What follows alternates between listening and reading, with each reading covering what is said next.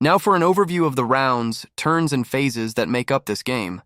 The game is divided into separate game rounds where players check for victory.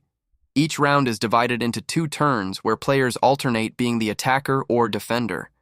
The attacker has the initiative on the turn, their big chance to win the day, while the defender has a real opportunity to inflict damage to their enemy for their later attacks. Each turn is divided into 6 phases which always proceed in the same order. Let's walk through all of the phases. The first phase of a turn is the planning phase. Each player generates industrial logistics based on the income tracker board. Players draw, order, and discard tactics cards and make all purchases they intend to make for the turn. Units, supply, and sector features may all be purchased in this phase. When purchasing new units, keep in mind the state of the battlefield and the special rules and costs any new units may have. It doesn't make sense to spend all your industrial logistics on a shiny new piece of heavy artillery only to lack the supply to be able to actually fire it later. Players do not disclose what they purchase, but conclude the phase by declaring the total amount of industrial logistics they spend and have remaining. Purchased supply, sector features, and new units are placed in the supply depot at the end of the phase. Players conduct this phase simultaneously and take their actions independently from one another, following their own best-conceived plan. The best plans also consider what the enemy player may be doing. The second phase is the preparatory phase. The attacker always goes first, mobilizing their forces, which consists of placing new units from their supply depot onto a green reserve trench sector. Friendly units move, either to clear the way for additional reserves or to position themselves for attack. Supply may be moved around the board and placed in areas you think it may be needed. Remember, supply may only be moved independently in the preparatory phase, so be sure you move your limited supply to where you will need it to have a successful attack. Engineers also build sector features in the preparatory phase, using supply within their range to bolster defenses or clear obstacles. Units may not make regular attacks in the preparatory phase, but tactics cards may be played with their resulting effects. Once the attacker has completely finished their movements, the defender follows the same rules and completes their desired actions to repulse the oncoming attack.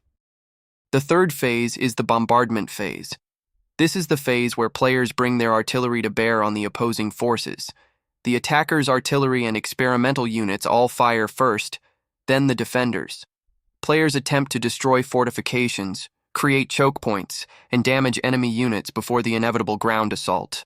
Infantry caught in the open during this phase are extremely vulnerable. While it may be tempting to rush your infantry forward in the preparatory phase with no protection, this is a death sentence in the following bombardment phase if those forces are left in the open. Supply-hungry artillery can be used to disrupt the enemy's plans, or may be used against you to punch a hole in your defenses. Make sure you have the supply needed to feed your guns. The fourth phase is the assault phase. The defender does not take any formal actions in this phase, but may of course use tactics cards or declare out-of-sequence attacks. The attacker's troops are ordered over the top, hoping to exploit any breaches in defenses created by their attacking artillery. The attacker's infantry and experimental units are allowed to make one additional advance move, rushing toward the defender's defensive line. Keep in mind, units making advance moves can carry supply with them as they move. This is significant as supply can only move on its own in the preparatory phase. Units may need that supply to increase their advance movement or use it in the upcoming attack. Supply left in the open as a result of neglect or casualties in the bombardment phase can be collected by friendly troops to secure it from the enemy player. The fifth phase of the game is the shock phase. This is where the brutal fighting happens. A successful shock phase depends on good movement and strategy in the phases prior, adequate supply, and smart use of tactics cards. Any units with an out-of-sequence special rule, like machine guns, get to attack first. The defender's special rules take priority and go before the attacker. Once these special attacks are completed or deferred, players alternate choosing units to make ranged or melee attacks, again starting with the defender. Once neither side has anything left to attack with, the phase is concluded. This is the meat grinder of World War I. Sectors are captured and units are removed. Players fight a back-and-forth battle until the troops left are too exhausted to attack further. The sixth and last phase of a turn is the casualty phase. The casualty phase is where players calculate the effectiveness of their strategies and overall turn, hoping to secure an advantage in subsequent turns. At the start of the casualty phase, players check for cut-off units. Units are considered cut-off if there would be no possible way to move supply to that unit, regardless of if the unit has any supply in the sector with it. A unit might be surrounded in a combination of barbed wire, enemy units, or sectors with 5 or more craters, or the unit itself may be present in a sector with 5 or more craters. If you would be unable to move supply to the unit must pay 1 supply as upkeep. If the unit is unable to do so, the unit suffers a single strength damage. Units destroyed in this way count as casualties. Once this is completed, both players tally how many of their units were destroyed, how many enemy units were destroyed, as well as their and their enemy's control of important sectors. If an enemy unit enters the casualty phase in a sector adjacent to your supply depot, you take a heavy, potentially game-ending penalty to your industrial logistics as those forces raid and burn your vulnerable supply depot. Once players have a full stock of casualties, sector control, and any other factors, the value of these increases and decreases are listed on the income tracker board and in the rulebook. Players add the total number from sources listed on the income tracker board together and subtract it from the total number of friendly units they have remaining on the game board.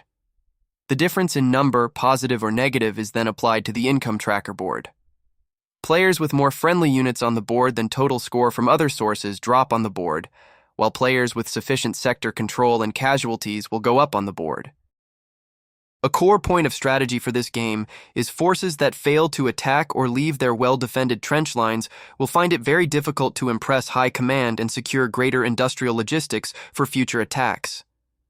Players that play this way and prioritize preserving their existing forces will find their industrial logistics rapidly fall as punishment for an inactive and unimpressive section of front.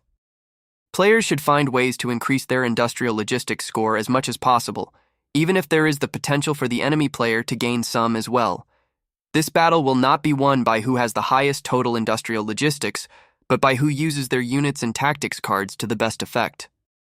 Once the casualty phase is completed, players then start the second turn of the same game round, switching sides of which player is the attacker and which is the defender. Once that second turn is completed, a whole game round will have been finished. This concludes the video on the rounds, turns, and phases of the show. Keep in mind, through all these phases, tactics cards may be played. More on those later, but the tactics employed by the enemy can disrupt even the best laid plans.